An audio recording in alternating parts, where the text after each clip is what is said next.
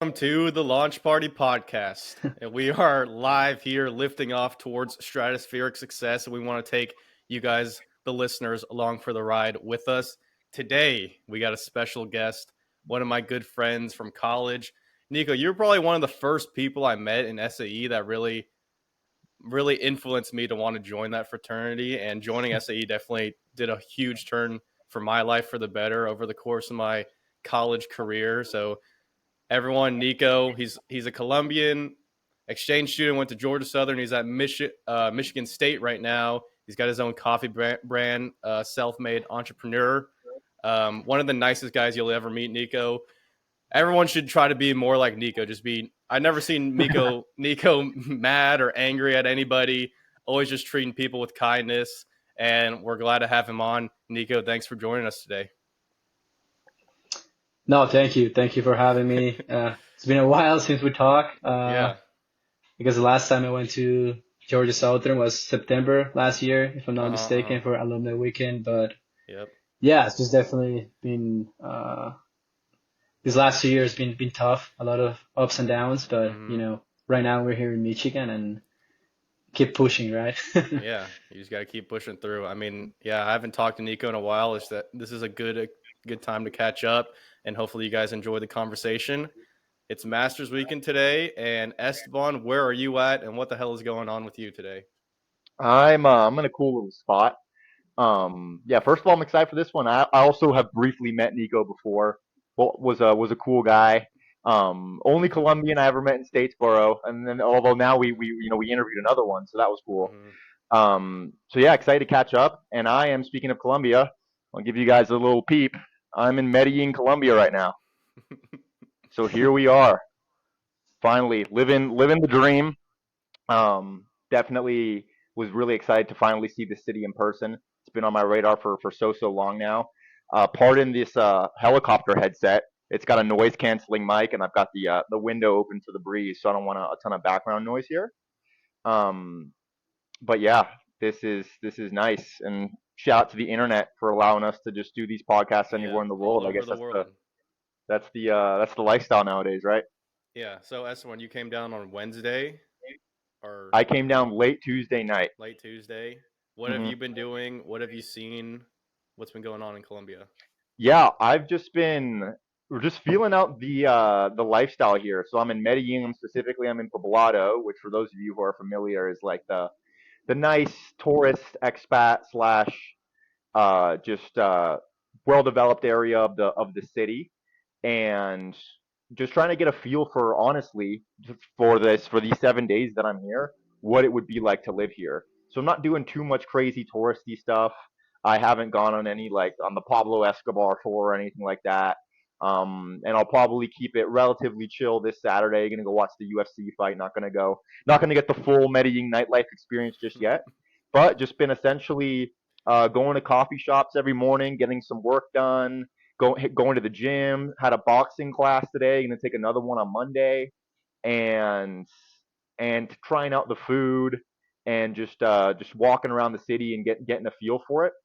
And yeah, just trying to don't want to say live like a local, but just live life here normally for a week and see if I want to make this place my home one day.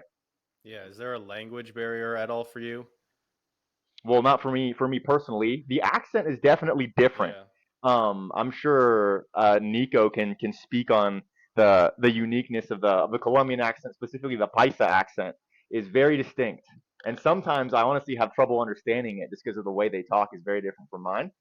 Um, but I mean, even if I didn't speak Spanish, you can get away with English here pretty well. Yeah. Well, what do you think, Nico? What's been your experience with Medellin? Well, I was born in Medellin, but we moved to Bogota when I was like 2, 3 years old. So I'm a city guy. I'm from like the city, the capital. So my upbringing is more like from the city. I used to go to Medellin like 2, 3 times a year while I was growing up for Christmas and summer vacations.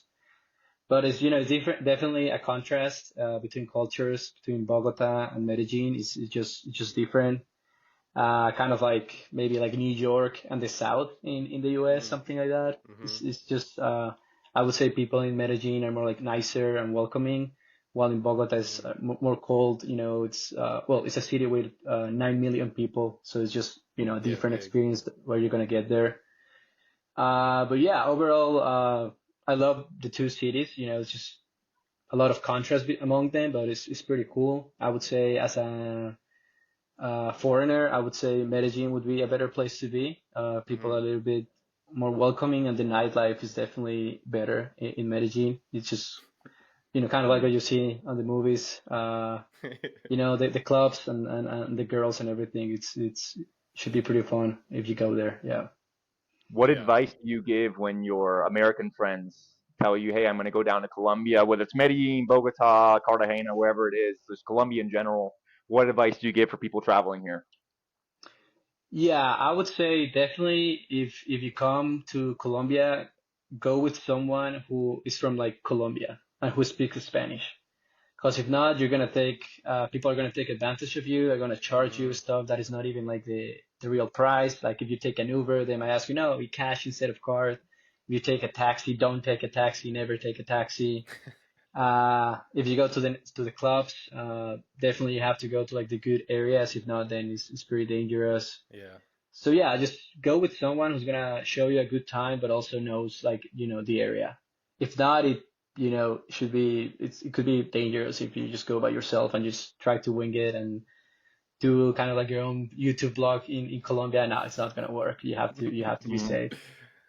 Yeah, I've been hearing a lot about that online with expats and just people traveling to really a lot of Latin American countries, like the big cities. If you don't Hmm. know your way around, you can get in some pretty deep trouble. But Yeah, I Nico, think. go ahead. Sorry, yeah. I Go think ahead. one of the reasons like a lot of especially Americans are coming to South America is because they're probably getting tired of all the stuff that's Hmm. going on in the US, and you mhm, go to South America and it's just kind of like a different vibe. People are more, even though there are a lot of problems though down there, Hmm. people are like more chill. It's not like all these political talk 24/7 and like the news, all that stuff that you have in the US, TikTok all the time, Hmm. the mainstream media against like I guess the podcast and the stuff. So it's more like a different environment down there. It's more, I would say, family oriented, and mhm, people are more close to each other. So it's just different. And sometimes I miss it, even though I rather be here in the US. I Hmm. miss that because it gets mhm. tiring being in the US with all the stuff that's going on right now. Yeah. Do Yeah, you want to talk? definitely. I've definitely gotten that vibe from being here that the people are definitely very friendly, very welcoming, and it's definitely a different feel from the Americans. And I remember a little saying I've heard thrown around here now a few times, and you go hear it online and stuff called "no dar papaya," which means like don't Yeah, make yourself an easy target. And exactly. from what I'm gathering, if you come down here, don't wear your nice watch, don't wear your nice chains, don't wear your nicest shoes. Just dress normal, be a normal guy. Don't go to places that are super sketchy, and for the most part, you'll be fine. Like I've never like I mean I haven't been here for too long, and my friends will say the same. As long as you're not walking around absolutely wasted at 3 a.m. with a nice watch on in the middle of Poblado, which a lot of people do, and they get targeted for it. You'll be all right. Um, and from what I'm gathering personally, the pros kind of outweigh the cons in terms of like the lifestyle that I'm able to live here. I just can't wear my nice stuff. Not that I have that much of it anyways. And I'm not sure if you miss this all, Nico. Agua con gas. I love agua con gas. Yeah, yeah. Yeah, there's a lot of stuff down there that I still miss, but Hmm. So yeah, no, it's just definitely more family oriented, and people is more like themselves down there. Here you have to be really careful of what you say, because if not you get canceled, not you're called something. Down there, people are just themselves and they just talk and nobody cares. Nobody's like Hmm. judging you like, "Oh my God, did you just say that?" Like down there it's not like that, like here. That's one of the things that I kind of like miss the most. It's just like people are just able to talk. And especially when you have like a talk with your friends, with your, I guess, your boys and everything, it's just, Hmm. free speech. It doesn't matter what you say. Here you have to be careful, because regardless of your political views, it's a melting pot of the world. So you have to Hmm. as well be careful because you might not know who's sitting right next to you, where do they come from, what's their past. People are here in the US who come from maybe countries as refugees or as escaping from a war. So you don't know. Sometimes you don't know the reality of other people. While in Colombia, it's pretty straightforward. You can just see it. It's pretty, you can just tell. Yeah, do you want to talk about that more? Because I think it's interesting from your perspective, being kind of an outsider looking into, and you've been in America for what, 6 years now ish? Yeah. Hmm. How have you seen, especially through COVID and everything getting so political, how have you seen America change as an kind of an outside perspective looking in over the past 5, 6 years? And where do you think it's heading? Well, the thing is, like, from an outside perspective, is different. I mean, I could give you both perspectives because I've been within Yeah. already. From the outside perspective, is like, people in South America. I mean, only 10% of the people or 5% of the population is what you would consider middle class in the U.S. Hmm. Like 80% of the people is, I mean, they could be considered like poor by American standards. So I was born in just like this bubble. Even though there's a lot of issues in Colombia, I had a good upbringing and had a nice life, good private school, and then I had the chance to come to the U.S. to do my bachelor's degree, which is always what I wanted.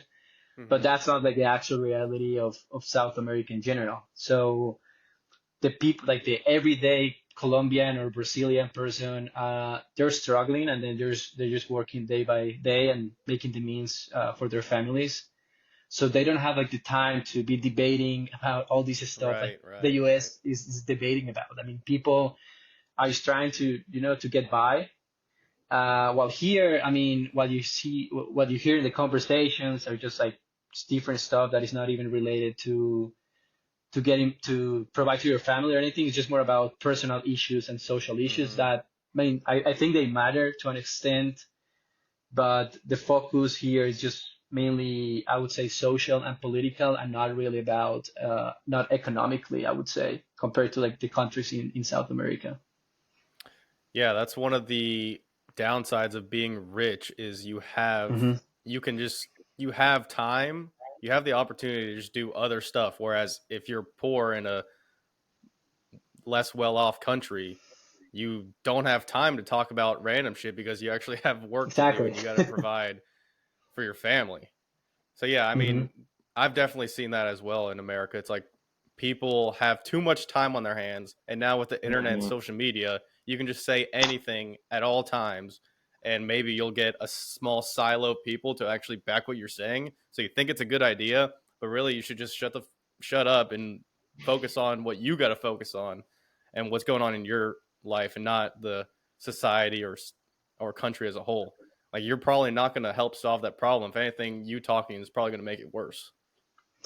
Yeah, even though I'm not gonna try to get a lot into the American politics, something that I would say Hmm. that I guess Americans are trying to do. It's kind of like influence politics outside their country. Let's say Americans tell you how you should live in Colombia or in Right, South right. America, and I'm like, bro, like the Oh way no.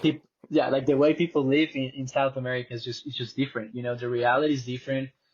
I mean, people don't have the means to just buy electric cars, and Yeah. just be able to drive Mhm. electric, or like have a Get solar sustainable farm panels. to grow. I don't know. I mean, we do have the best coffee in the world. We do have sustainable production and everything. That's for Yeah. sure. But I'm saying in general to the average farmer, if they have cattle and different type of agricultural businesses, like not all the stuff can be like people say here in the US, all electric, all this sustainable stuff, because we don't have the infrastructure first, and secondly, we have people who are in actual, extreme poverty, and how Hmm. could you like address those issues if they don't have like access to electricity or like some other services? So and then some people in the US, they tell you, oh no, you guys should go all like electric and then vegan and all of Hmm. this Hmm. stuff. I'm like, Hmm. we don't even have the means to provide Yeah, like regular exactly. electricity to every single Colombian person. How do you think that we're gonna, provide, I don't know, some other type of luxury as well? It's just different. Yeah. Um, these Hmm. regulations from Western civilization and society to go net zero or 100% zero emissions comes at the precise expense of, like you're saying, the people in absolute poverty.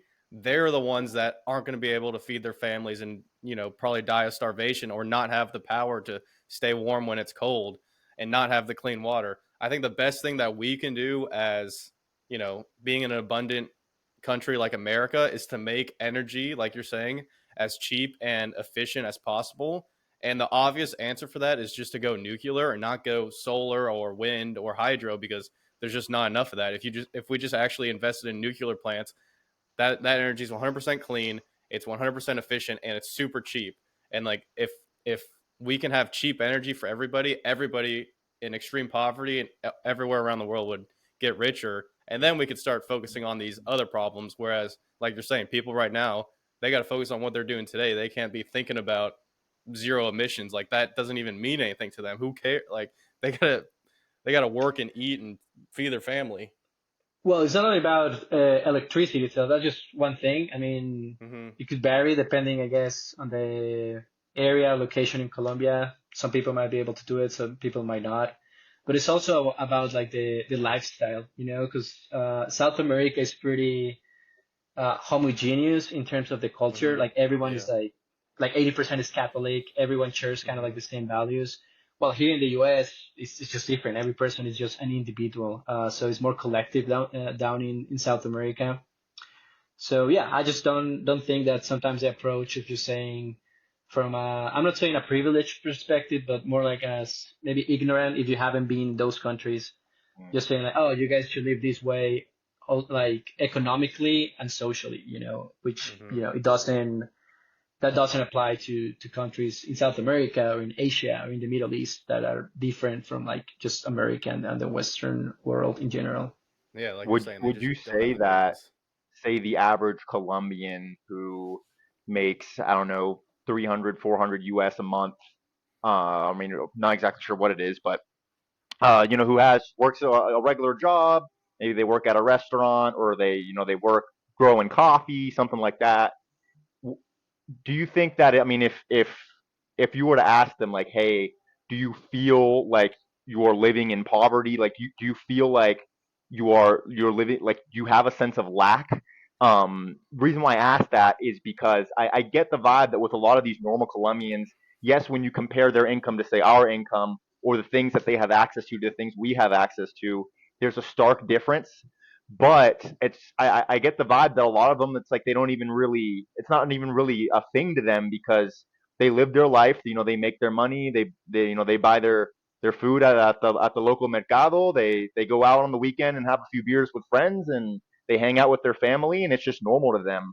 Would you say that, like, that observation is accurate for a lot of people, a lot of these, the average Colombian or average Latin American, or do they actually have that sense of struggle, and are they actually, is it like on their mind every day that they need to change their situation? I think it's a mixture of both. I think there is a lot of a sense of a struggle, especially right now that the economy is not doing great and there's a lot of internal issues in the country. I'm also talking, I guess, in this case, from like I get a privilege standpoint. I'm studying my master's here in the U.S. Mm-hmm. While Hmm. I mean, there's a lot of people who are genuinely struggling in Colombia. And but I did have the chance to meet a lot of people from different economic backgrounds, and yes, they do have this sense of struggle, but it is a mixture because they still have good lives, I guess. I mean, they're still Hmm. happy. They celebrate Christmas. They go out in the weekends, so it's not like it's on their mind like 24/7. But there's definitely unconformity, like not like the sense of struggle, because I mean they work like 60, 80 hours a week, trying to provide, while they see that like 5-10% of the population who are just not doing anything, just going to the restaurants, traveling around the world. So there's a lot of there's a contrast in the economic contrast that we have. So because it's just so unequal that it's not like in the US that you have a big medium class. Mm-hmm. You only Hmm. have like a 10% medium class well, it would be considered high class in Colombia, but it's kind of like the middle class of the US. And then the other like 80% is just like lower class basically. So yes, there is that economic contrast between the classes, which you could tell just by seeing the different areas and cities.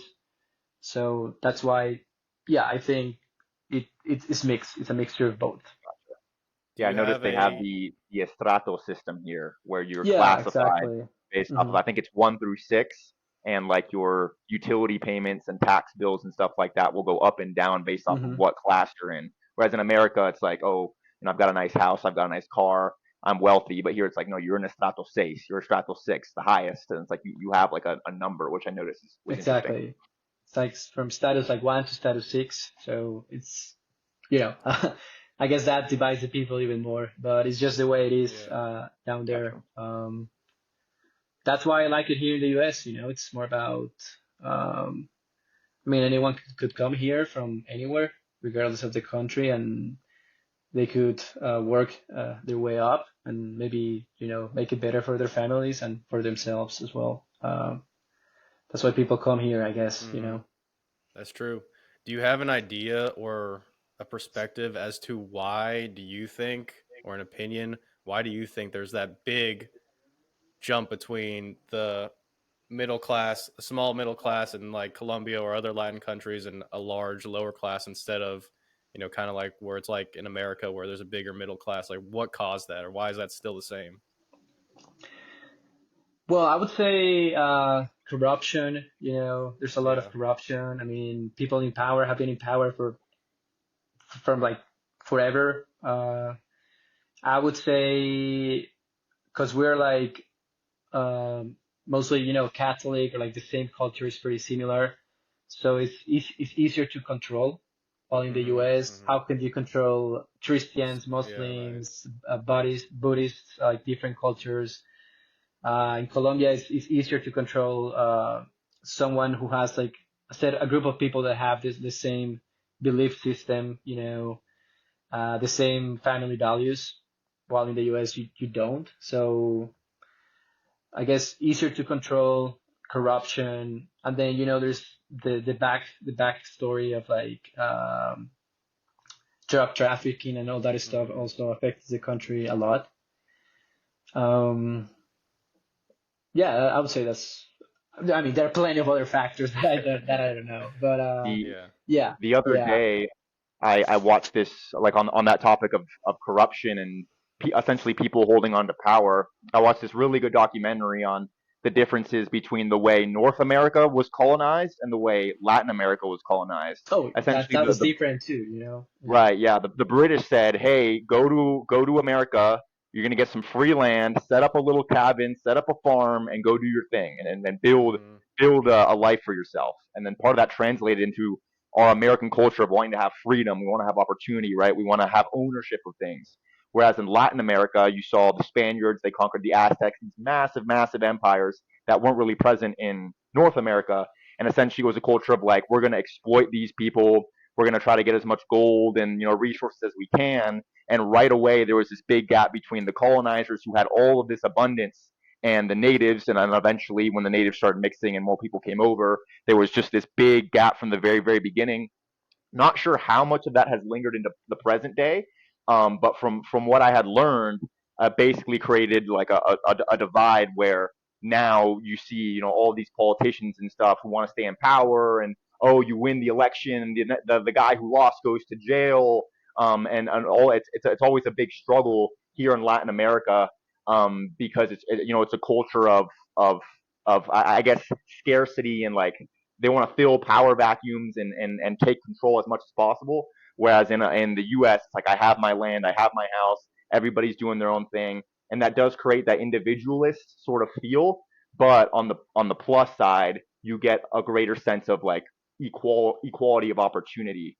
Hmm. So yeah, I found that super interesting. And I know it's been 500 years, so I'm not sure how much of that is still applicable, Yeah. but I can see how it made sense. Basically, the British and Spanish had two very different strategies when it came to setting up shop. Yeah. It seems like the free market structure works the best. And Hmm. obviously, at the beginning, they did not have that at all. And then we're lucky enough to have the Declaration, smart founding fathers, which were actually just brilliant. These documents that they written up at that time, it's crazy how they thought of these things: the Declaration of Independence, and then the Bill of Rights, and then the segregation of duties at the governmental level, federal and state, electoral college. All that stuff's pretty brilliant. But I want to get to you, Nico. Your story. What was it like growing up in Colombia? What was your family like? What did you learn? And we could just start there. Well, yeah. So I was born in Medellin. Uh, I guess more than half of my family is from Medellin, so I was born Mm-hmm. there. Then we moved to Bogota again when I was like 4 or 5 years old. Mm-hmm. I went to bilingual private school since for the same school since I was like 4 years old till I was 18. So I Mm-hmm. stayed 13 years in the same school. That's usually how it goes. Yeah, I think that's what Down there. Santiago did too. And his English was Yeah, very good when he got here. yeah. So I did that. Had a good upbringing. Not really a lot of struggles. I had the chance to travel a lot since I was a kid. I used to go to come to the US since I was like 3 years old, and we used to come a lot, like once a year probably to like Disney and all that kind of stuff. So I Yeah, was yeah. fortunate enough to be able to experience that and traveling since a young age. That definitely helped me and to see what's out there and what you could achieve somewhere else. I also did play a bit of tennis since like from when I was like 10 years old till I was like 17. I was decent. I mean, I was not like great, but I was decent Mm-hmm. enough. I also do, yeah, well, growing up, yeah, playing tennis. I also joined like the debate team, like the UN debate team in the school. So All I right. like that as well. Um, and yeah, pretty much just just nice, just a nice life. Um, Definitely family oriented, family, Catholic family, but I mean, not extreme Catholics, because I mean, in the US, the definition of being like Catholic or Christian means a bit more. Mm-hmm. In Colombia, I mean, you're Catholic, but it's more like folkloric, because everyone is Mm-hmm. like Catholic at Yeah, the end yeah. of the day. So yeah, it was pretty good. But yeah, I always wanted to come to the US. That was always my goal since I was a kid. Mm-hmm. Um, I would feel that I don't know if life or I don't know, luck kind of like put me at Georgia Southern, Mm-hmm. because I almost didn't even go to the US for college. In my last year of high school, I got into like three universities in Colombia. Mm-hmm. Then I was applying to some universities in the US, but I needed a scholarship to be able to afford it, because international tuition is it's insane. Yeah, yeah. I mean, if you like, for example, like Georgia Southern without a scholarship would be like 40K a year. It's insane. Dang. Wow. Yeah. So yeah, I was applying to some colleges in the US trying to get a scholarship, but I didn't hear back from them. So it was, I guess, in June we had like our high school senior trip, right? And then in July, all of my friends were starting at like, college in Colombia, and I already paid for my spot in the university in Colombia. But so I paid the spot, and then I was supposed to start like in July, like the second week of July.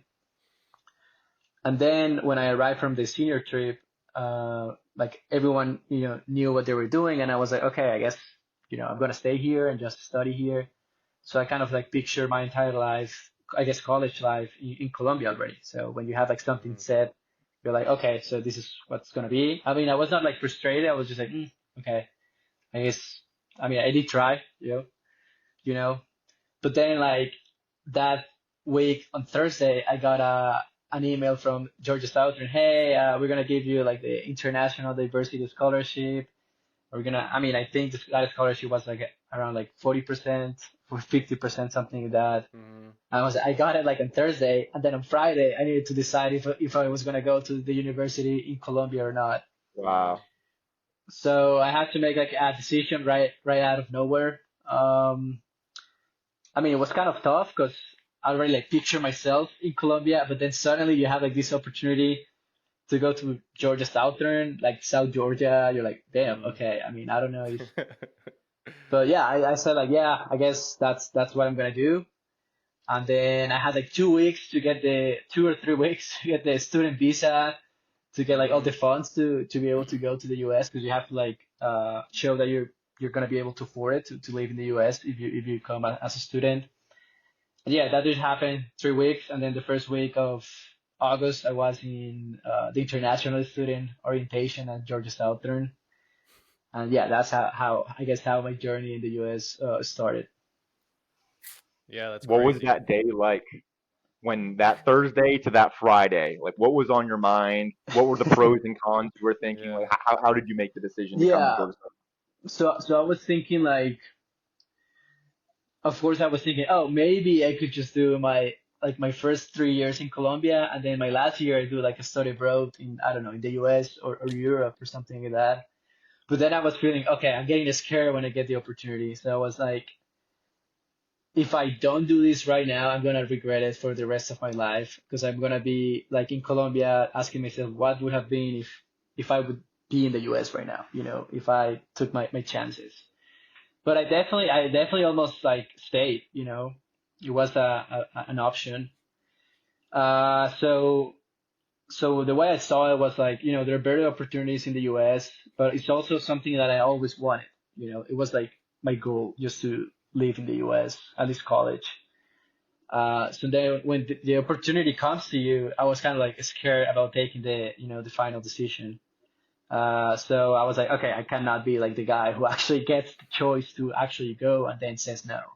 I don't want to Mm. be that guy, because then you're gonna like regret it for the rest of your life. Like if you go to the US and you don't like it and then you go back, then okay, which that was not an option either. I mean, I was not gonna come and be the one who goes back. So I mean, when I took the decision and knew, okay, this is gonna be, you know, my new life, and that's the way I approached it when I arrived to Georgia Southern. Yeah, you got to capitalize Awesome. on those opportunity Exactly, because life gives as I'm you. telling you, in South, well, in general, in all the other countries, it's a big privilege to be able to come to the US and study. Is Yeah. that your bachelor's So degree on the wall? Yeah, already got the bachelor's. Yeah, Nice. yeah. so are you glad you made that choice coming to Georgia Southern, and did you like the experience down here in South Georgia in Statesboro? Yeah, I mean, definitely. I mean, it was the decision that I made, but I was kind of like forced to take it. Not forced, but like I guess life put me in that position, because I did apply Mhm. to other universities in Florida as well. But like they didn't give me enough scholarship, or I didn't get in. So it was basically just, Mhm. that's your only option. Go to Georgia Southern. So yeah, I liked it, and I guess life or God or destiny, whatever you believe in, put me in that position. I didn't think I was gonna have like one of the, if not the best 4 or 5 years of my life, because it was great. Definitely it tells you that it doesn't matter where you go. It's up to you how you live the experience. Because Statesboro, Georgia is a small town, but Mhm. I bet those were some of your best years as well for you, Esteban Yeah. and Danny. Because like people say, oh no, you have to be like in LA or New York or Miami. No, it's not. It's not the case. It's up to you and the people that you meet along your way, your journey. Yeah. Um, yeah, I think it's a tough place if you come as an international student. It's not Yeah. definitely as welcoming as if you go to maybe a big city where there's a lot of people from different countries. So you're kind of like the only. Well, I mean, there's a lot of like international students at Georgia Southern, but they're like kind of like in a small group. Yeah. So definitely like reaching out to getting more used to like the American culture, especially in the South. It was a bit difficult for the first year. I was like, damn, okay, this is how it works down Mhm. here. Mhm. Boots and Uh, flannels and jeans. exactly. Yeah, yeah. The flannels, the jeans, and everyone has kind of like the same set of beliefs and stuff. Yeah. Because I come from a huge city, so I guess I have a bit more like open. I'm not saying like open-minded, but like a diverse thoughts about different issues and stuff. So Mhm. it was. it was cool. I mean, I liked it because even though Georgia Southern is could be a difficult place for international student, if you work if you work Hmm. hard and you find your place there, like it's a great place. And yeah, I had a great time. And then Yeah. the fraternity was definitely one of the Hmm. coolest things I ever made. So Yeah. yeah, How'd you make that transition that first year? Because I didn't know you your freshman year, your first year. How'd you make that yeah, transition, and how'd you meet people and find your place? You know. yeah. So actually, during my freshman year, I mean, I hang out a lot with the international students, but I had a Hmm. roommate who he's from Colombia as well. We used to go out like all the time to like the house parties, everything, just trying to meet people in general. I guess throughout my first and second year of college, I was just more like focused on the social aspect of life, I guess. Hmm. Hmm. Just trying to check that out, So yeah, we went out a lot. Spring break. I did my first spring break in New York, actually. Yeah. So I took a different approach to that. But I also got involved in a lot of different stuff. So for example, I did a volunteer trip to Selma, Alabama. I did study abroad in Brazil for the summer of my sophomore year. I did try not only the Wow. social aspects of like partying, but in general, just get maximize the opportunity. Hmm. I also was part of like the French club. I was an international ambassador for a little bit. Nice. Got my first job in a summer camp as well. So yeah, just trying to adapt and kind of like check things of the box that I had, like some small goals, back in the day when you were like freshman, sophomore. Hmm. And then after like that, I was like, okay, I kind of like, I always wanted, the American experience and kind of like the stuff that you see in the movies. I didn't even know if they were like real or not, or like at Yeah. least somehow similar. Yeah. So I was like, I don't know, maybe trying to join a fraternity would be a cool thing to do, even though they're not international students in fraternities. But at least in South Georgia, Yeah. Not as much. yeah, not as much. I mean, there are a couple though, but it's not like a common thing to do. So yeah, just based on that, I started to meet more people, and I decided to rush. I actually rushed by myself. It was just me. Hmm. And I knew some people at our fraternity. I liked them a lot. And then when I got offered to join, I was kind of scared at the beginning because I didn't even know what it entailed. Yeah. But no, it was a good experience. Met a lot of like good friends, and especially coming from somewhere else, I think it's pretty good for like um, social intelligence and kind of like be able to be yourself, while belonging to something else, Something bigger than your just something bigger yourself. than yourself. Yeah. Yeah, that's what they say. Yeah. Yeah. Because at the end of the day, I mean, you come from a different culture. You're different in many ways, but you don't want to like sacrifice, I guess, your essence just to belong to a country or to an organization. So something that at least I'm, I guess, proud of is that I always been myself. I never like fake anything or like Yeah. did something that they didn't want to do. So I think that's pretty important, just to be able to be yourself and enjoy the and experience. Yeah. What's probably the biggest thing you think you've learned at Georgia Southern, the 4 years in college, and what was the best? What was the best time that you had? What was the most fun for you? I guess the most fun was probably my junior year. I was just having a Mm. blast. Yeah. But the thing is, like, not only the social aspect, I Yeah. We think had a lot of fun. people, at least in college, depending where you come from and everything, everyone has like some stuff that they want to do in college. You might be either go out and have fun, meet girls, or maybe get good grades, get a good internship, Mm. study abroad, uh, or some people just want to actually just focus on the academics and after their bachelor's do a master's and then a PhD. Depending on what your goals are, you have to do like a checklist. So I kind of like wanted to see if I was able to, to check that stuff, because Mm, it's cool when you achieve some goals and you're like, kind of like at ease with yourself. You're kind okay, I'm kind of like I'm good right now. So yeah, definitely the social aspect. I did what I wanted to do in terms of like, the fraternity and meeting people and traveling. Academically, I kind of lacked a bit of, academic wise the first 2 years, but then after that I got like a good internship, and mm, then tried to start like with the coffee thing as well. mm, And in terms of like personal, more like health habits and stuff, like in my last 2 3 years, I was going more to the gym and just trying to eat healthy. Even though I was like going to the gym every day, I was just trying to be just healthy, mm. feel healthy. Yeah.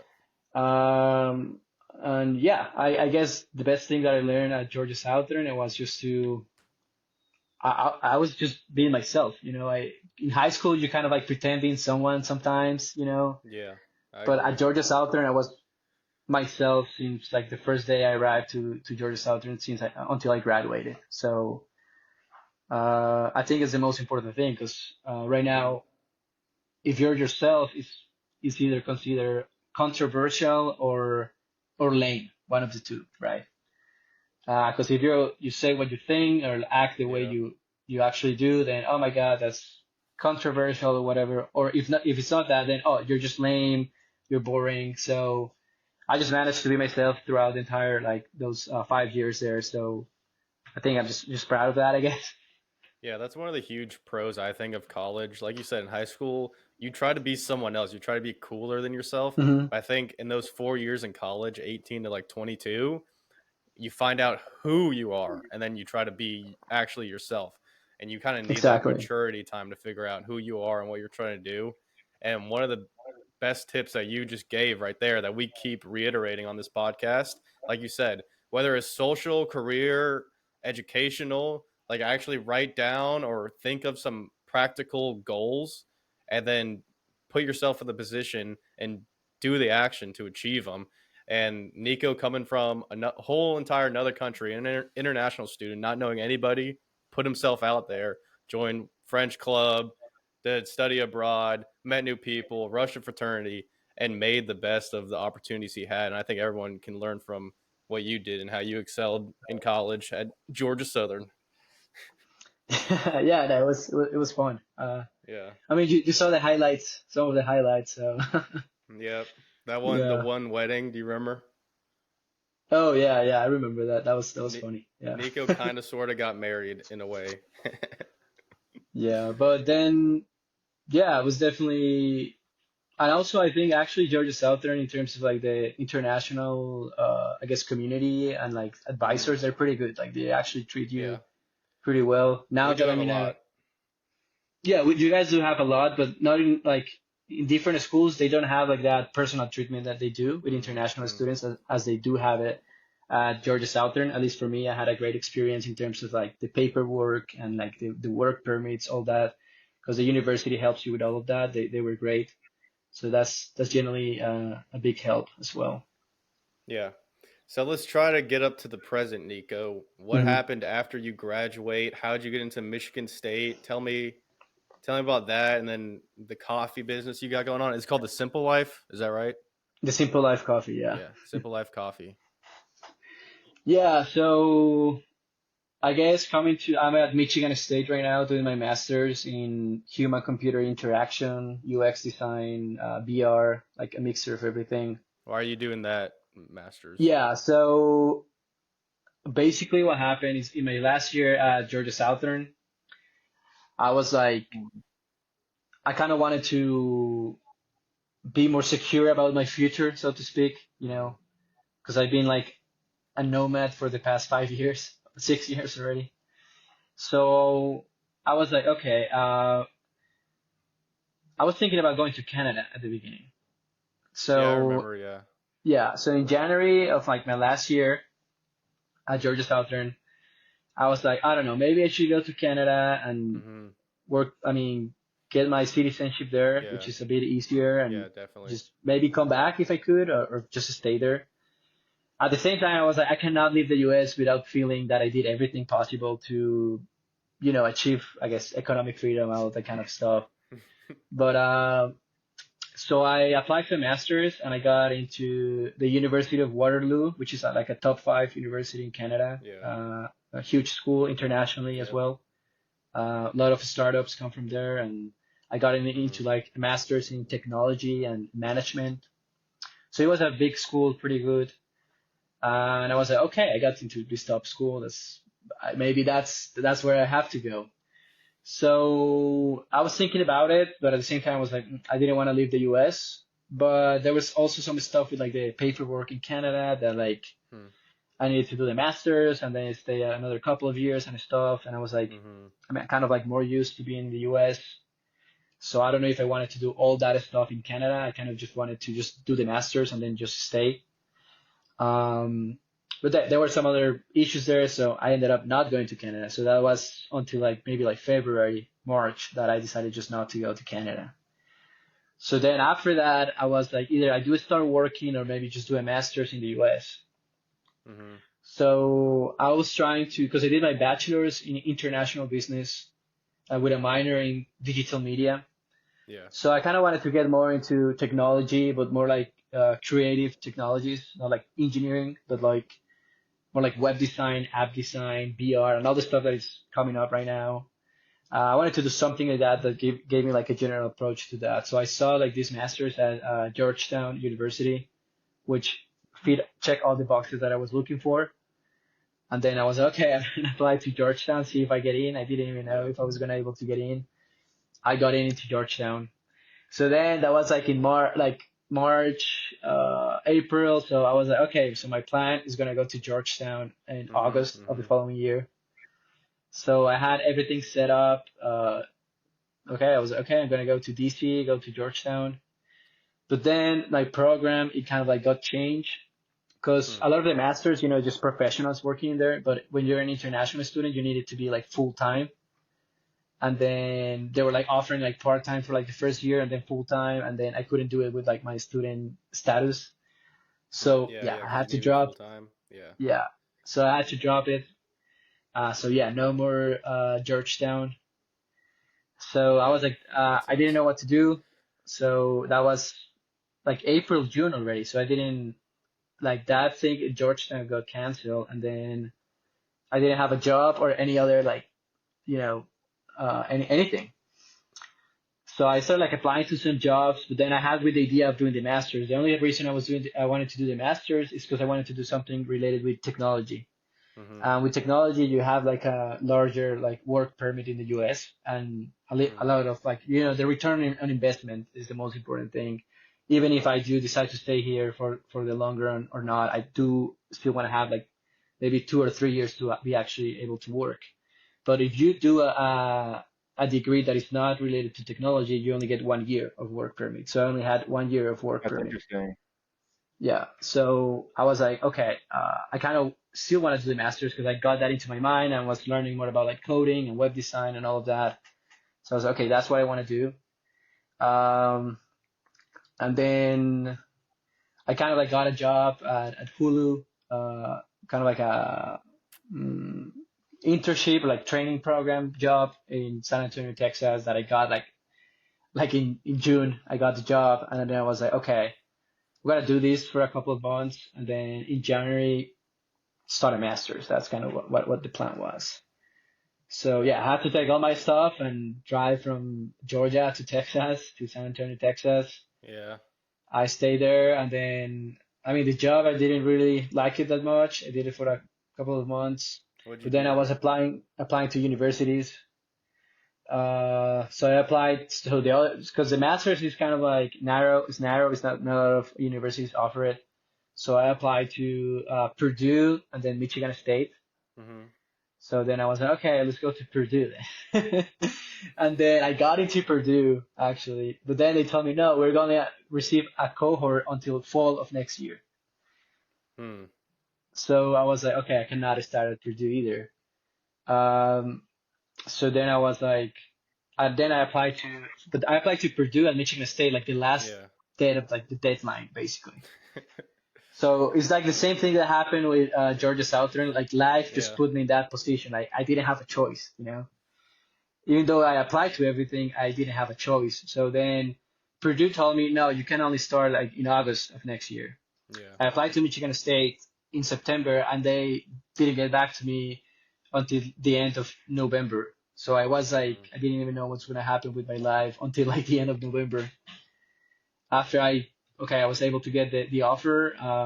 I was like, yeah. So I guess that's where I have to go. So from Texas to Michigan, and yeah, I started in January of last year, and then I'm just finishing my master's this summer. So it's also been a great time, a different experience, being in the north in Michigan from being in Yeah. South Georgia. Completely feels like a different country basically, but I have loved the experience as well.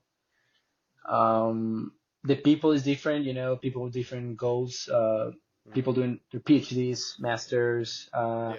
They also have like a great program here in of entrepreneurship, so they fund different businesses as well. So there's a bunch of people like in entrepreneurship as well. So it's been pretty cool. Different experience. Yeah. What do you like better?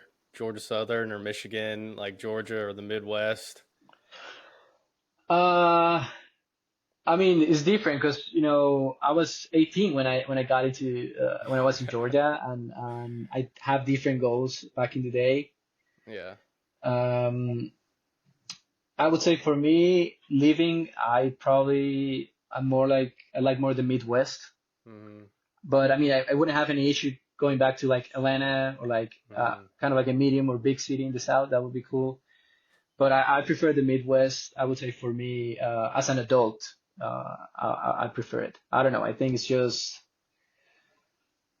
the Midwest, 'cause not New York or LA, more like in the middle, because it's Yep. kind of like you get the best out of both things. A big city, but you have also diversity of thought as well.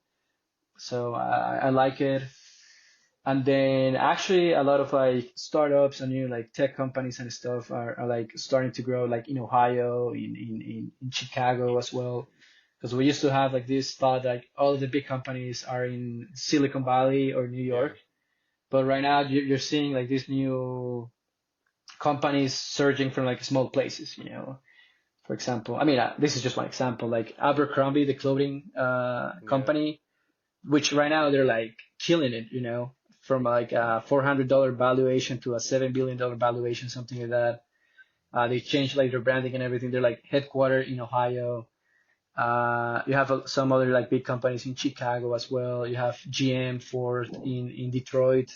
Hmm. So Hmm. there's definitely more opportunity right now, and I guess the competition is less here. Well, it's still pretty competitive, but like if you go to apply like to a consulting job in New York or like Yeah. it's gonna Everyone be does. Yeah. yeah Yeah. It seems like there's been a shift from New York and LA to Texas, Florida, smaller. Yeah. and then Midwest is growing as well.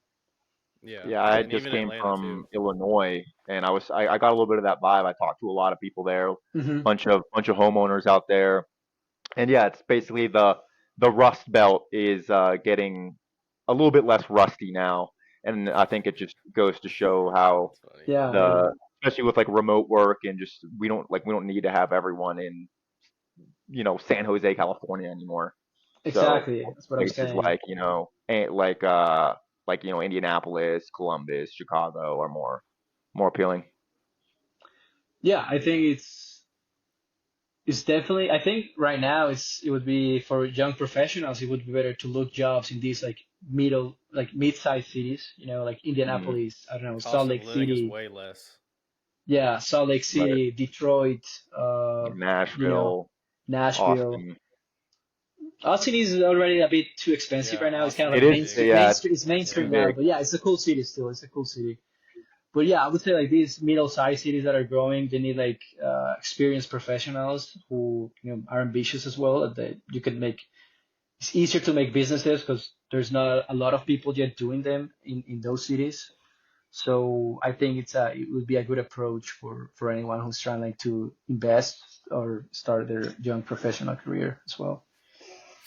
So how's the coffee brand going, Nico? What are you doing with that? Give us a sales pitch.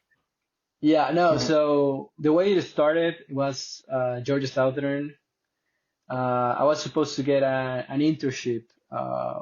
I did actually get it at the end though, but I was supposed to get an internship, but I was not able to get it because it was like a year after COVID, so it was kind of hard to get them. And Yeah. I got one, and then they canceled it because of COVID, so I was not able to to get like the credits because it was required for my major to do a full-time internship, at least 3 month internship. So what happened was like I talked with the professor and I was like, hey, I just my internship just got canceled. What can I do?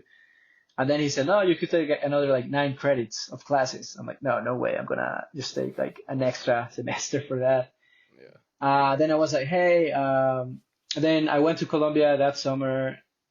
My grandfather like gave me like some coffee samples, and I brought them to Georgia, and I gave it to to our friends.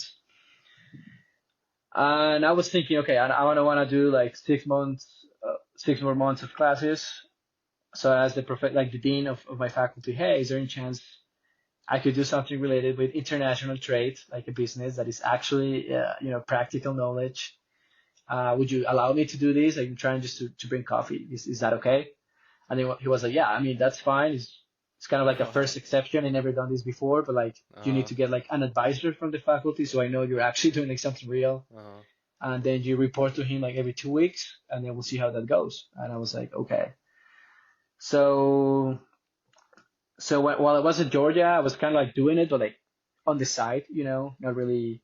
But even while I was doing it on the side, I created like the brand and then decided to do like the packaging, even though my grandfather helped me a lot with like all the like logistics in terms of like bringing the coffee to the US, but like Mm-hmm. all the branding, the website, I did it on my own. Everything is like the videos, all that.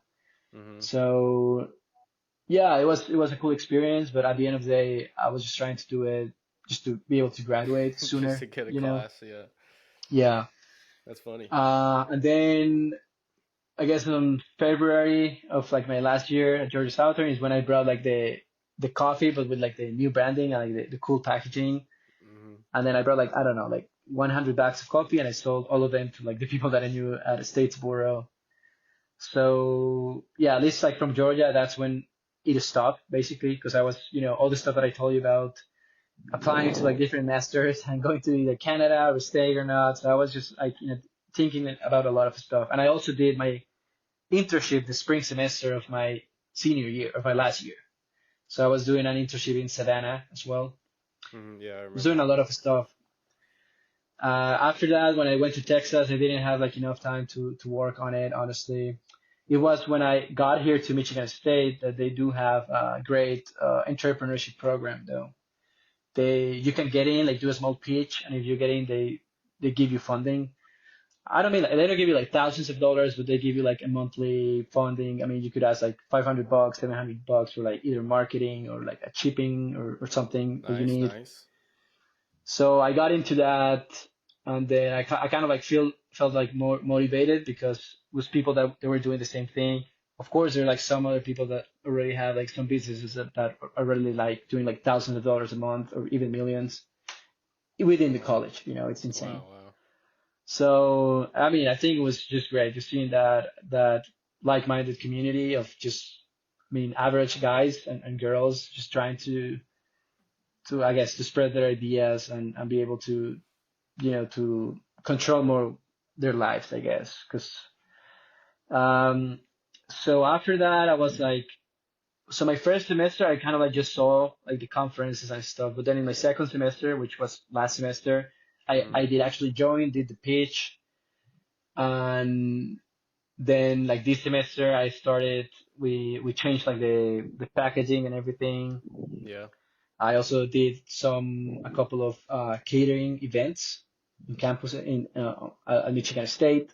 Yep. So I saw that. I attended like the North American video game conference in music, something like that, because they're really good in game design and like esports here at Michigan State. They're Yeah. like top 10 in the US actually in like game design and all of that.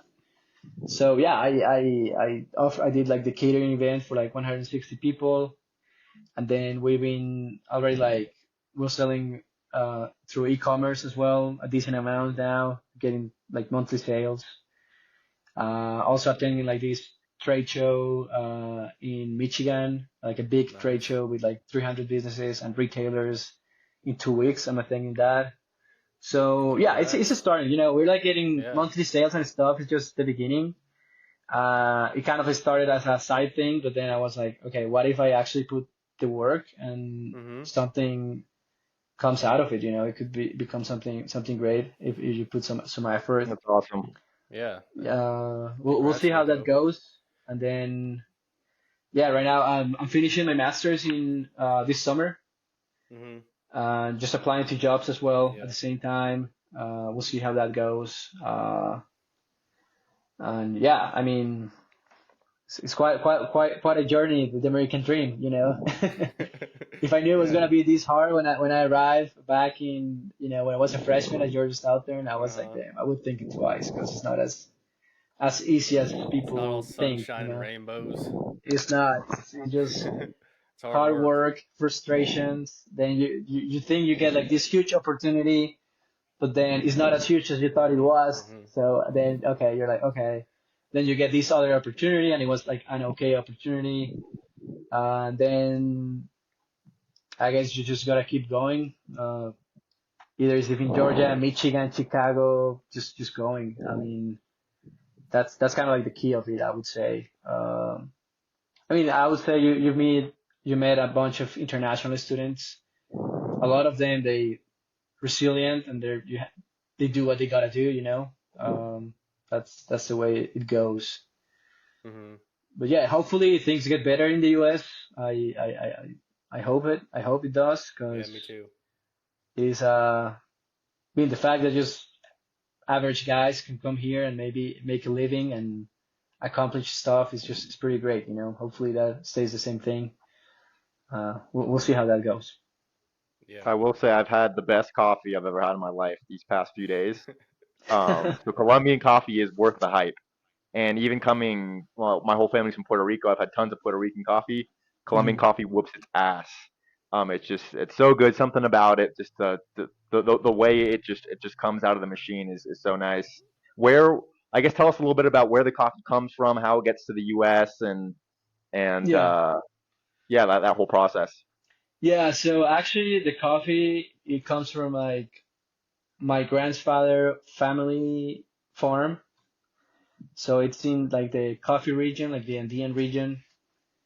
So yeah, just basically they just have a farm there and they grow the coffee. Of course they follow this more like organic artisanal processing of getting the coffee, more like sun dried by hand and picking the beans by hand, all of that. Hmm. Um, and shipping the coffee, you can ship coffee as a small small exporter permit. That's how it's called. So just for small exports. So right now I only have that. So just Yeah. small exports. It's pretty much it's not that hard. I mean, you need to have like the permit to be able to export, and then the packaging itself it has to follow the FDA regulations. Mm-hmm. But How'd you apart do from that? that, well, it's basically you see like any other like coffee that you see on a retail store. Um, you see that, but then you do the packaging as you want to do it, right? So the Well, different like, about did you like for have to example, send it to FDA and they no, no, approve no, it or no, what? Okay. no, because if you import it, the customs they see like the coffee, they like open it, right? Okay. So if you follow the guidelines, then you should be fine. So the only thing is that you bring it, and then the customs they just see like the package of like all the coffee. Okay, it's all good, and then it passes the border, and that's fine. So it all Uh, gets packaged into like individual bags in Colombia, and then it all mhm. comes to. Do you have like a warehouse or somewhere place they're all stored, or does it go straight to the Yeah, customer? yeah. So actually, with the Michigan State like entrepreneurship organization, they have like storage and stuff for me. So Oh, I just nice. just save that there. Uh, and yeah, and then the packaging, for example, ours is like reusable and stuff. It's like zipper bag. Uh, Mm-hmm. we also have like eco-friendly like packaging, like reusable bags where we put the coffee when we ship it. Um, we offer like a limited edition. organic coffee like every like 3 months, so different from the one from our farm. So we kind of like, offer different stuff. What we're trying to do right now is getting into B2B. That's kind of like where the big money Restaurants. is. Restaurants, coffee shops, hotels. Are you like That's kind calling of. them up and trying to sell it, or how does that work? I did have the chance to meet, for example, a guy here in Michigan who owns a couple of coffee shops, and Hmm. I guess the prices where they buy it, it was not reasonable for us. It was a bit too. I mean, we couldn't make a profit with that margin. Hmm. So yeah, we're starting. We'll see how the trade show goes because it's aimed for like retailers. Right, right. So that's yeah, that's also some of like I guess my side projects is on the side. Hopefully, I mean, in the future I could just dedicate to that, not necessarily just the coffee thing, but like grow it more like as a platform, with like maybe organic, sustainable, Hmm. food and beverage products. That's kind of like what I want to do. Hmm. But at the same time, I need to fix my situation, know where I'm gonna be living in the next 5 years. It could be the US, it could be Europe. So Yeah. I'm trying to just figure that out. That's the goal. At least for like at the end of the year, I'm gonna know what's gonna happen with that. Yeah. Esteban, move Um, your mic away from where you're breathing a little bit. Nico, why should people buy your coffee? You said organic, eco-friendly. Like, what about the taste? Is it premium? Is it cost effective? What's your selling point? well, yeah, it's so apart from people that know a decent amount about coffee, about like the sustainable production that is, pick up by hand, sun dry Hmm. by hand as well, and then the roasting process. Before roasting them, we weigh the beans, so only like the heavier beans are actually roasted, so you don't have like Hmm. any like small beans or anything like that. We do, all that stuff, but I guess it's more at the end of the day what we have control of as a business, because even though I mean I was not a coffee person, Hmm. I mean I drink coffee sometimes, but Yeah, yeah, yeah. I just started drinking coffee, but I'm not really like a coffee person. It Yeah. was just basically, I guess, let's say what's at your disposal, right? So, for example, if you have a family member or someone who say like, "Hey, Danny or Esteban, I'm creating like these T-shirts with sustainable fabrics. Why do you bring it to the U.S.?" Right? So that's how it started for me. Okay, so it was what I had. So okay, this is what I have. So I have to take advantage, optimizing the opportunities that I have. In this case, it was a Yep, coffee yep. thing, right?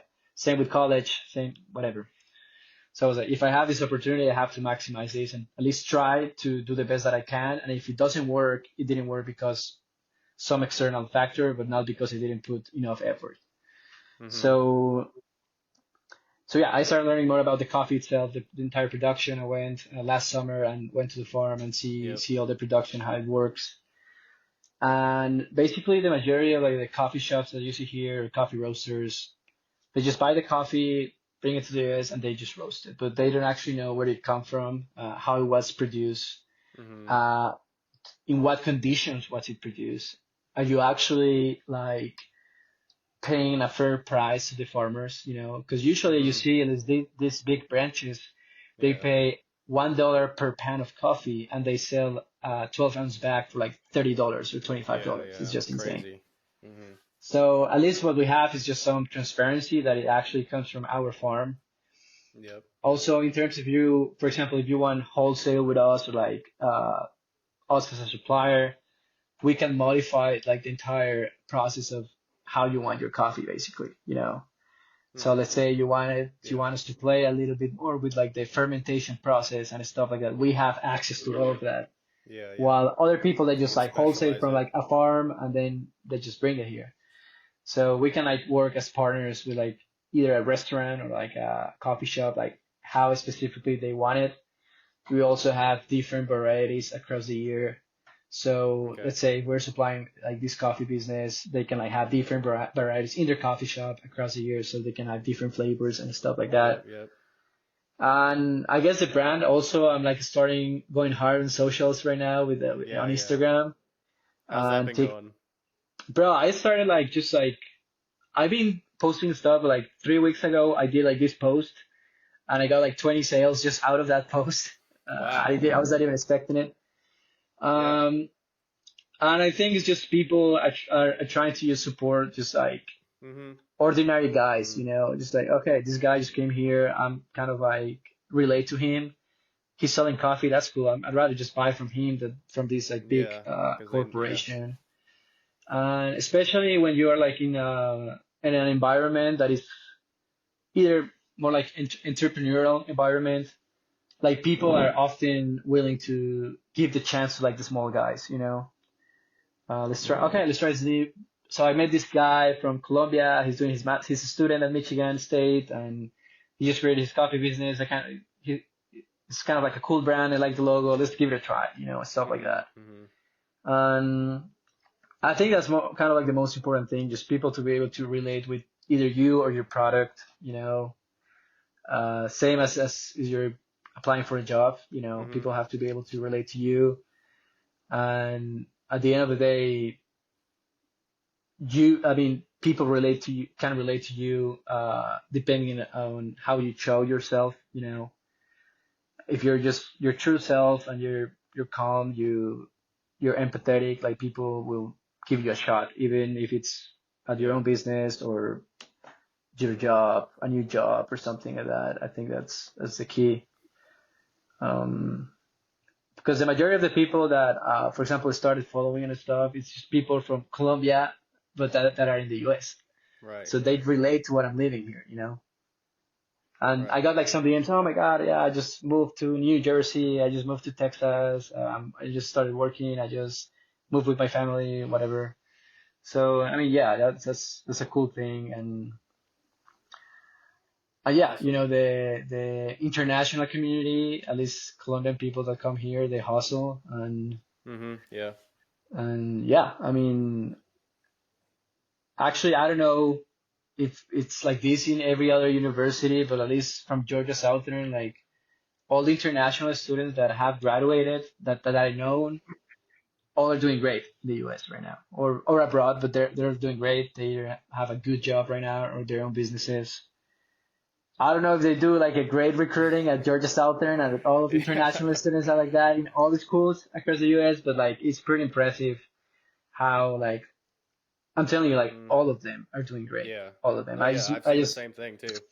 yeah, like I met like this guy that arrived with me when I was a freshman. He's right now working in Mhm. like Detroit. My other friend, he has like his own startup.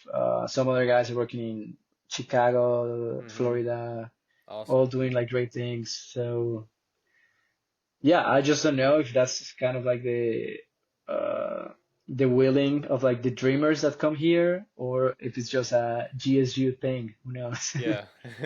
Might be a little bit of both. Definitely a lot of Yeah. people in America are just complacent about where they are, whereas an international student like you have something to prove because if not, then you're going to have to go back home to Colombia if you don't actually, do stuff. So it's like you're running away from a tiger. You got something coming from behind you as well. Yeah, And I Georgia guess Southern probably recruits pretty good too. I think they actually do. Honestly, I think they do a great recruiting, if I'm honest. But yeah, I think what you say is true. I mean, some people say, "Oh my God, it's all about a competition. I'm gonna beat you, Mhm. whatever." But at the end of the day, I think it's a competition against yourself. Yeah. It's more about proving things to yourself. I mean, let's say, I don't know, can I get admitted into university in the US? Mhm. Then I get admitted. Okay, can I get a good job? Can I get a good master's? Can I start my own business? Can I do this? Or Mhm. can I, you know? So it's just definitely, I think it's more about yourself, your mindset, because you're not that important. So people are not actually considering you as a competition. Sometimes they do, sometimes they Yeah, don't. yeah. But like the majority of people don't think about you. It's just, or they're like thinking, oh my God, what is Nicolas doing right now? No, it's just like, everyone is doing their own thing, especially in the US, Mhm. which is an individualistic, society. Mhm. I think the competition is more against yourself than against someone else. Unless you're maybe like an athlete or something like that. I think it's just, yeah, up to Yeah. you at the end of the day. It's up to the individual. Yeah, compare Uh, yourself to who you were yesterday, not to who someone else is today. It's a yeah, good quote I exactly, heard exactly. Especially right now when you see on a lot of social people doing great media. things every day, even friends of yours or just other people. You see, like, damn, bro, like these people are already doing Yeah, this, and I'm here, I haven't done yeah, anything. yeah. So I guess just keep it chill in that sense, because everyone's journey is different, you know. Mm-hmm. Look at me, I was not expecting Yeah, to be South Georgia, Texas, Michigan. yeah, I thought I was gonna go to Canada, then yeah. Georgetown, then Indiana, Purdue, Purdue. then Yeah. Michigan, and now I'm here. So I'm not saying that that's the way you should live because it's a lot of speculation and maybe living in Mm-hmm. the edge, but that's the way it has worked for me, Well, it's like God or the universe, whatever you want to call it, puts you in a Exactly. position, and it's up to you to make use of the opportunities that are actually right there in front of you and make the best of it. I think Yeah, you and have, then Nico. You're a living proof of that right there. well, thank you. We'll see how the dream Yeah. actually finishes. Hopefully a lot of great things to come, Yeah. We just and started too. it's just a start. It's just a start. But yeah, I guess I'm content with what I have achieved so far, but I still want more, and I guess we all want more. Not stopping. But Yeah. definitely, Go ahead. yeah. Go ahead. I have a couple questions about the Yeah. coffee business. I mean, you don't have to answer this, but like, what are your unit sales? Because you're talking about monthly sales. Like, how many are you selling a month, do you think? And how are you said social media is a pretty good one, but how else are you getting in touch with consumers? Like people social media. Are you doing any other advertising or anything like that? Yeah. So also, I gotta tell you, like, I started to like go like well, not 100%, but like actually put in like a lot of effort Mm-hmm. this Mm-hmm. past couple of months. Yeah, yeah. So I don't know. For example, let's say was what February. I Mm-hmm. made I don't know, counting like the catering event and the coffee that I put in there as well with the online sales. I would say it was around like 35, 40 units just for like those like three Mm-hmm. weeks. And That's pretty good. I sell like every unit for $16. If it's 12 ounce, if it's 20 ounce, it's $20. Okay. So it makes a big Is volume. that And cheap? then That sounds kind of cheap too, in terms of like if you were to buy it at the it store. is cheaper than the average single origin, like high premium coffee. Mm-hmm. They usually sell around $25. Yeah. Uh, but I mean, the thing is like our costs are a little bit cheaper because Because you don't, we get yeah. them right from the stores. Mm-hmm. We still, I mean, we have to pay for the coffee in Colombia, of course, Mm-hmm. but so our profit margin per bag is around almost like 100%. So Mm-hmm. it's a good profit margin.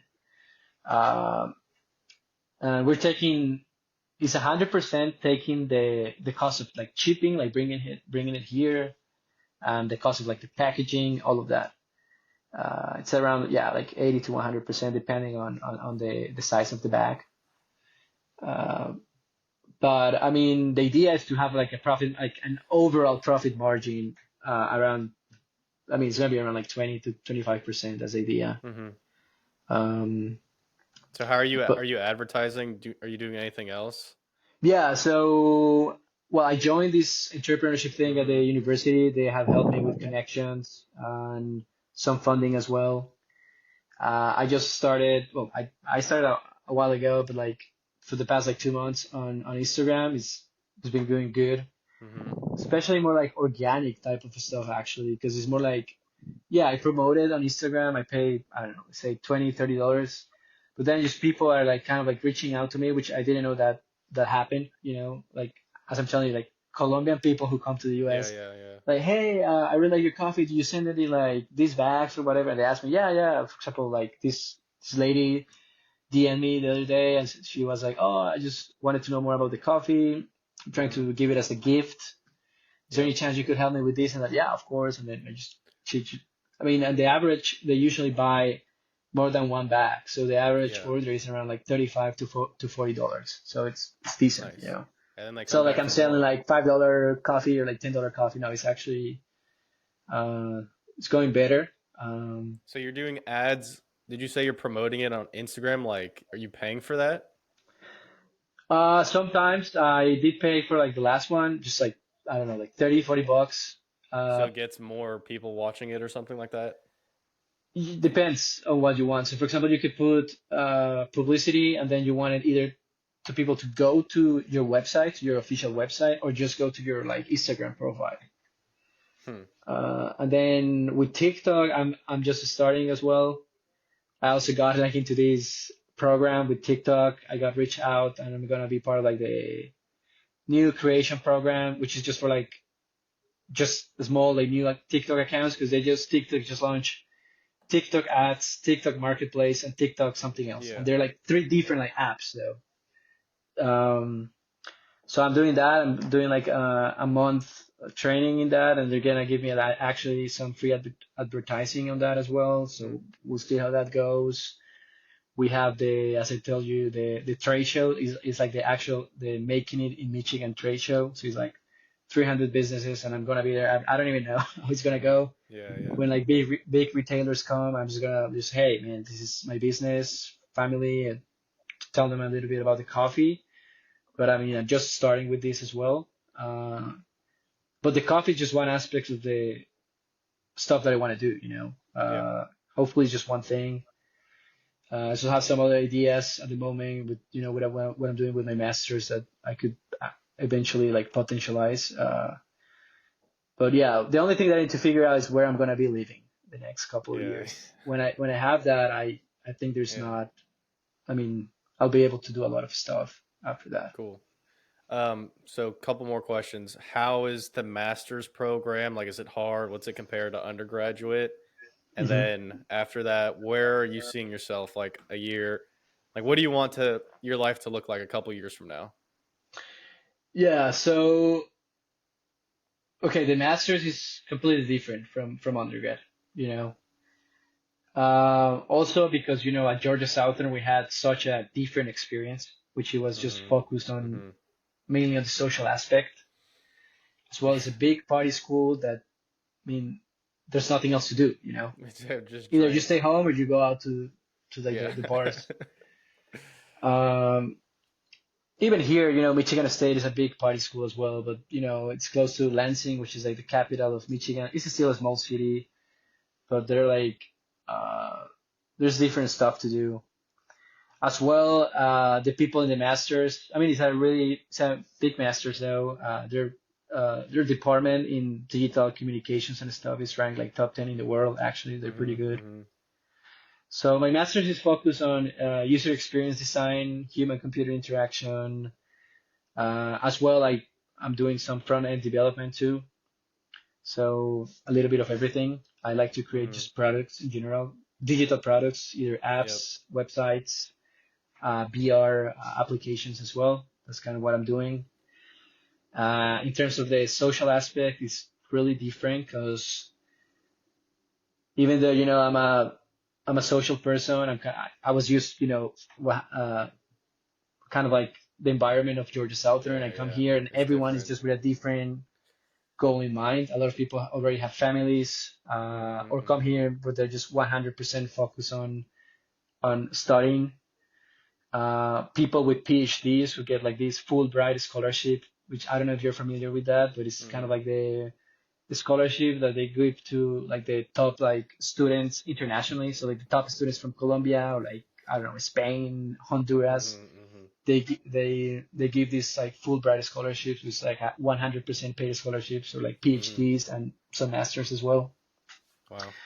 So a lot of like smart people in different aspects of an industries, from like vet school to agriculture to microbiology to what I'm doing.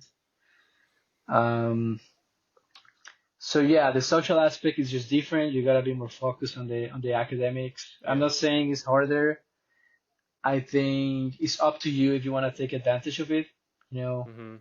it's more project based. So if you want to have like a nice portfolio to show to potential Yeah. employers, Okay. Mm-hmm. then depends if you want to create just like a simple app or like a nice application where you know that you could showcase to potential like big companies. So it's just up to you. It's up to you. Um, I would say you have either more or less time depending on what you do because you take Mm-hmm. fewer classes. You only take three a Mm-hmm. semester, but each class is like a big delivery at the end of the semester. Right, right.